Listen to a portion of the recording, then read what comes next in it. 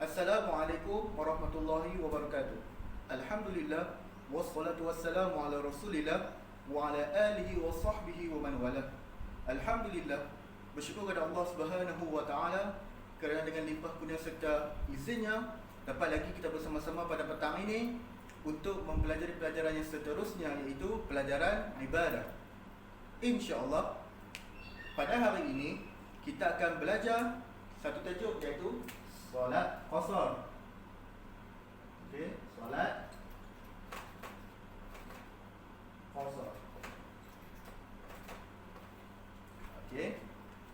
Pada pelajaran yang lepas, kita telah pun mengetahui makna solat jamak secara bahasa dan juga istilah, dan juga serta niat-niat solat jamak, sama ada solat jamak takdim ataupun solat jamak takhir. InsyaAllah pada hari ini kita akan belajar tentang solat qasar.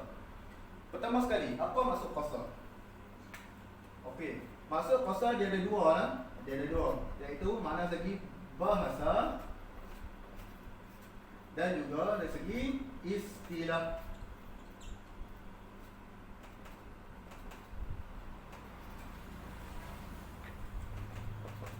Okey, istilah. Apakah makna qasar dari segi bahasa? Okey, makna qasar dari segi bahasa sangat mudah. Okey, iaitu memendekkan. Ingat perkataan ni. Solat qasar, okey, makna solat qasar pada segi bahasa ialah memendekkan. Okey, makna segi bahasa memendekkan.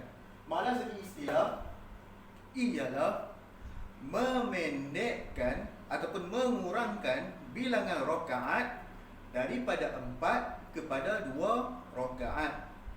Okey, maksudnya solat yang boleh diqasarkan hanya 3 sahaja, iaitu solat zuhur, asar dan isyak. Okey. Baik. Kemudian kita pergi ke syarat-syarat. Okey, kita pergi ke syarat-syarat solat qasar. Apakah syarat-syaratnya? Okey. Apakah syarat-syaratnya?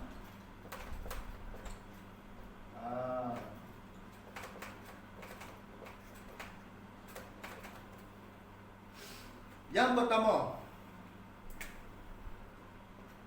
okey, yang pertama mesti dilakukan ketika dalam perjalanan.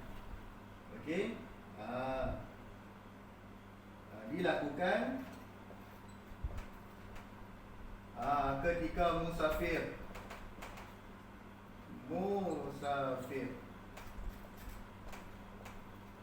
Okey, dilakukan ketika musafir. Maknanya sebelum perjalanan kita tidak dibenarkan mengqasarkan solat. Okey. Contohnya kita nak balik Perak. Okey, kita masih lagi di rumah. Okey. Kita tak dibenarkan mengqasarkan solat ketika di rumah. Okey. Dan bila kita dibenarkan mengqasarkan solat ketika dalam perjalanan, okey, ataupun melepasi kawasan tempat tinggal. Contohnya ustaz tinggal dekat Sungai Petani. Okey, contohnya ustaz tinggal dekat Sungai Petani. Ustaz duduk dekat Abangan Hai. Ustaz tak boleh mengqasarkan solat selagi ustaz masih berada di Sungai Petani. Okey. Kalau ustaz dah lepas sampai ke, contohnya ustaz nak pergi Perak, sampai ke Tanjung Malim. Okey. Maksudnya ke sempadan Perak, ustaz boleh mengqasarkan solat. Okey, nampak kat situ? Okey, baik. Dan seterusnya mesti cukup 2 marhalah.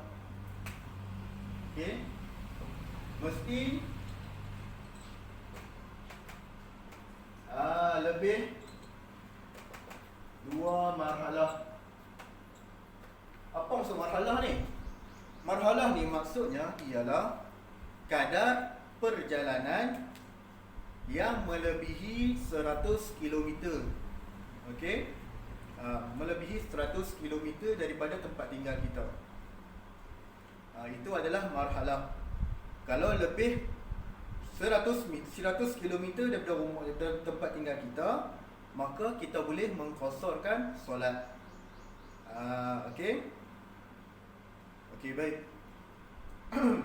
Dan yang paling penting, waktu kita mengqasarkan solat, kita tak dibenarkan mengikut imam yang solat yang sempurna. Tak boleh. Okey? Kita mesti buat jemaah sendiri. Kalau kita datang ramai-ramai, kita buat saf ataupun jemaah sendiri. Okey? Tak boleh kita pi ke RNR contohnya. Okey?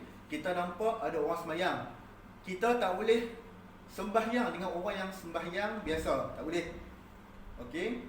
Kita mesti buat saf sendiri. Buat sembahyang jemaah sendiri. Okey? Baik, faham setakat ni?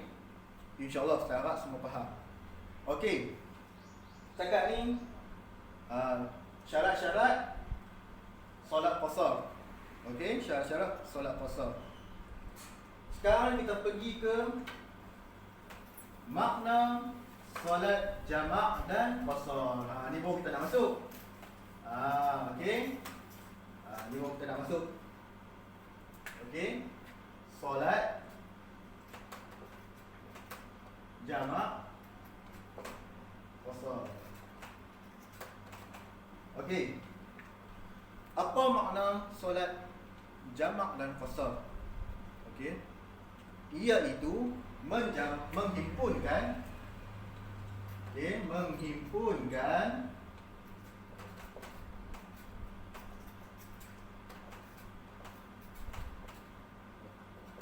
dua solat. Okey, dua solat menghimpunkan dan dan memendekkan. Okey, dan memendekkan.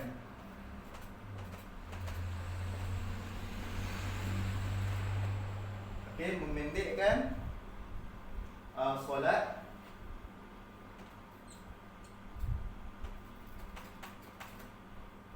menghimpunkan dan memendekkan solat. Okey, daripada 4 rakaat kepada 2 rakaat. Okey, dalam satu waktu. Ini adalah maksudnya satu waktu. Okey, Ustaz ulang lagi sekali. Makna solat jamak qasar ialah menghimpunkan dan memendekkan, okey, solat dan memendekkan bilangan rakaat. Okey, bilangan rakaat yang tadi Ustaz tulis solat. Sebenarnya menghimpunkan dan memendekkan bilangan rakaat solat. Okey, bilangan rakaat solat daripada 4 rakaat kepada 2 rakaat dalam satu waktu. Okey, contohnya kita nak buat solat jamak qasar takdim.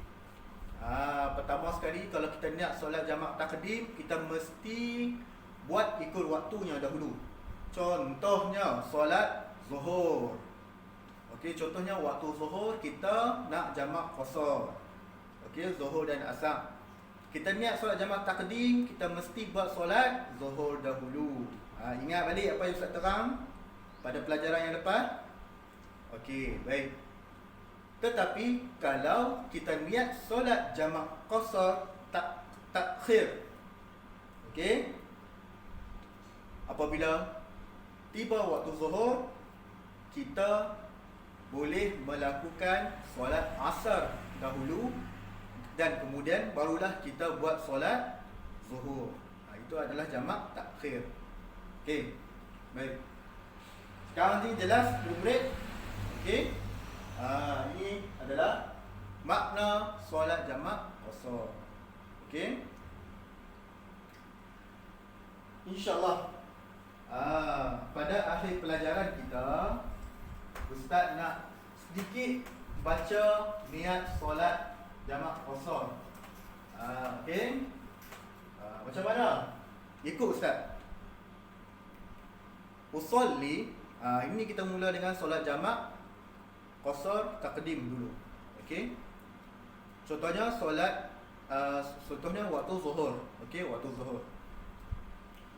Usolli fardal zuhri rak'ataini majmu'an ilaihi, okey, majmu'an ilaihi al-'asri lillahi ta'ala. Saya ulang lagi sekali. Usolli fardal zuhri rak'ataini, okey, majmu'an ilaihi al-'asri lillahi ta'ala. Sahaja aku menunaikan solat zuhur 2 rakaat dijamakkan asar ke dalamnya tunai kerana Allah Ta'ala. Okey, niat yang kedua. Usolli fardal asri rak'ataini majmu'an ila al-zuhri lillahi ta'ala. Sahaja aku solat fardu asar 2 rakaat dijamakkan dengan zuhur kerana Allah Ta'ala. Okey, itu adalah niat solat jamak qasar bagi waktu zuhur dan asar. Sekarang ni kita pergi ke niat solat jamak taqdim bagi waktu maghrib dan isyak. Usolli, ni contohnya waktu maghrib. Kita nak jamak taqdim. Okey, ni waktu maghrib kita nak jamak taqdim. Okey. Usolli fardal maghribi 3 raka'atin majmu'an ilaihi al-'isya'i lillahi ta'ala. Bisa ulang lagi sekali. Usolli fardal maghribi 3 raka'atin majmu'an ilaihi isya'i lillahi ta'ala. Sahaja aku solat fardu maghrib 3 rakaat dijamakkan isya' ke dalamnya kerana Allah Ta'ala. Okey. Baik, niat yang kedua. Usolli fardal isya'i rak'ataini majmu'an ila al-maghrib lillahi ta'ala. Sahaja aku solat fardu isya' 2 rakaat dijamakkan dengan maghrib tunai kerana Allah Ta'ala.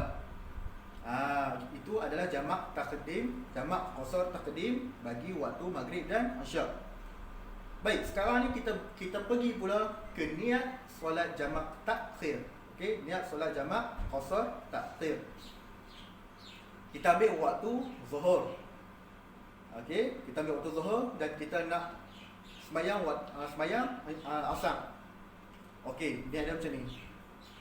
Usolli fardal isya'i usolli fardal asri rak'ataini majmu'an ila al-zuhri lillahi ta'ala. Sahaja aku solat fardu asar 2 rakaat dijamakkan dengan zuhur tunai kerana Allah Ta'ala. Okey, niat yang kedua. Usolli fardal zuhri rak'ataini majmu'an ilaihi al-'asri lillahi ta'ala. Sahaja aku solat fardu zuhur 2 rakaat 2 rakaat dijamakkan asar ke dalamnya tunai kerana Allah Ta'ala.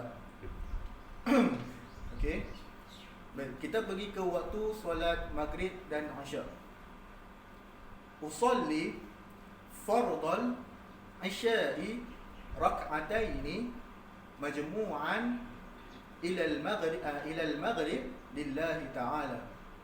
Sahaja aku solat fardu maghrib, sahaja aku solat fardu maghrib 3 rakaat, okey, dijamakkan ke dalamnya isyak tunai kerana Allah Ta'ala. Okey, sekali lagi. Usalli fardal isya'i rak'ataini majmu'an ila al-maghrib lillahi ta'ala. Sahaja aku solat fardu isyak 2 rakaat dijamakkan dengan maghrib tunai kerana Allah Ta'ala. Pembetulan. Okey, kod tadi tersilap. Okey. Baik, kita pergi ke niat yang kedua. Usalli fardal maghrib, usalli fardal maghribi 3 raka'atin majmu'an ilaihi al-isya'i lillahi ta'ala. Sahaja aku solat fardu maghrib 3 rakaat dijamakkan isyak ke dalamnya tunai kerana Allah Ta'ala. Okey, itu adalah bacaan lafaz niat bagi solat jamak qasar, taqdim dan takhir. Okey, baik. Ustaz setakat itu dahulu. InsyaAllah pada pelajaran yang akan datang kita akan belajar pada tajuk yang seterusnya, insyaAllah. Dengan itu saya akhiri dengan Assalamualaikum warahmatullahi wabarakatuh.